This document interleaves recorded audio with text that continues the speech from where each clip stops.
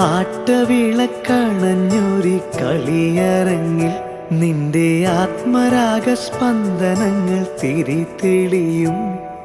നീരാടാൻ പോകണ്ടേ, നീലാഞ്ജനമെഴുതണ്ടേ, താലിപ്പൂവണിയണ്ടേ, താരാട്ടും പാടണ്ടേ, ഇടവത്തിൽ തെയ്യം തുള്ളും വേലിക്കാറ്റേ, ഒരായിരം രാവുകൾ കാത്തിരുന്നു ഞാൻ.